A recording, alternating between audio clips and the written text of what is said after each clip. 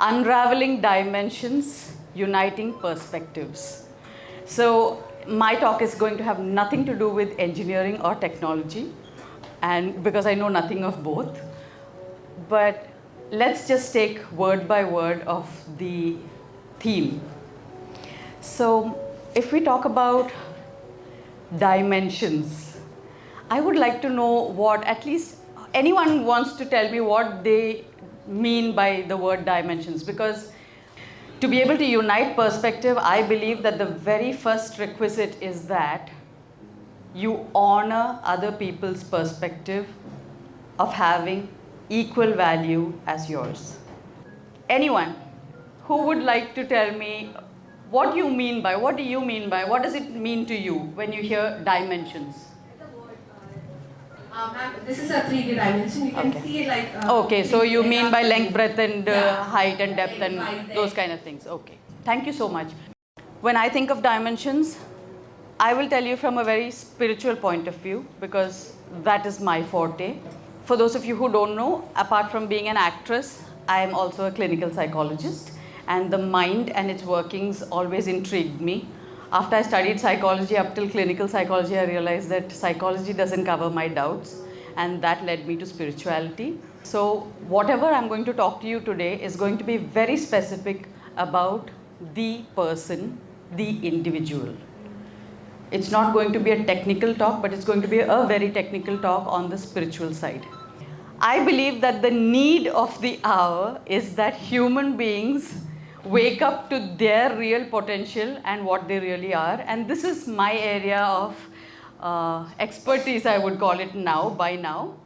I've spent my whole life on nothing other than understanding, trying to explain self-realization. I achieved self-realization at the age of 23 in 2004, and I couldn't put it in words. So I spent the rest of my life being able to put it in words. And finally, I've written a book which will come out in April this year.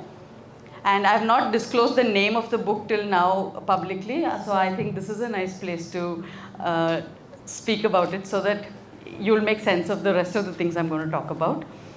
The name of my upcoming book is The Autobiography of God.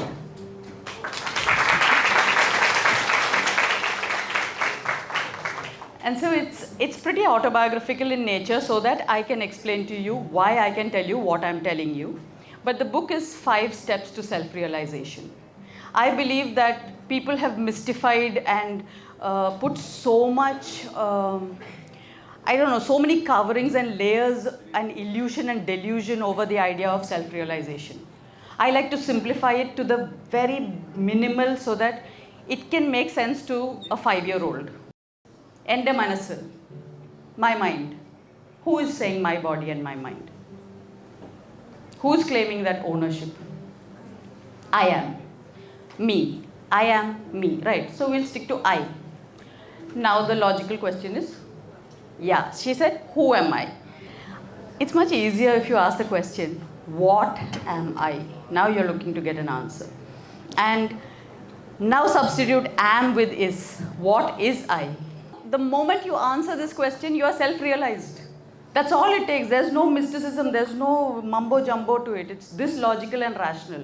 And my strong belief and single one-liner about life is, life begins after self-realization. Till then, it's just various levels of survival. You're always confused, you're always bound to be stressed out because you don't even know what I means. You don't know what you are.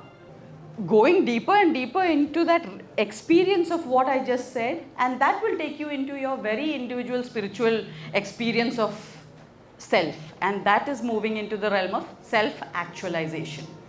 Can anyone tell me what the stages of needs are, human needs?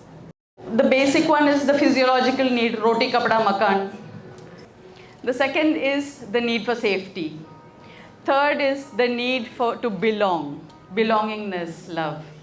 Fourth is the need for self-esteem. And self-esteem nobody else can give you. You have to give it. And what is the top, one small pyramid sitting on top which makes it a pyramid? The need for self-actualization. If you're still struggling with physiological needs, safety, belongingness, self-esteem, you have not reached to self-actualization. And we are already training AI to be conscious of itself, when we don't even feel the need for self-actualization.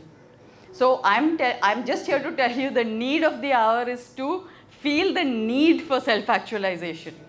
Most people confuse the word entrepreneurship with businessman or businesswoman. A lot of people call me an entrepreneur. But they call me that because I started a business called Agriti, which was a physiotherapy-based slimming center. That's just a business. And I had no business doing that business because I have nothing to do with physiotherapy, and so it flopped. An entrepreneur is a very innovative, genius human being who has found a missing portion in the universe, a void, and filled it with an answer.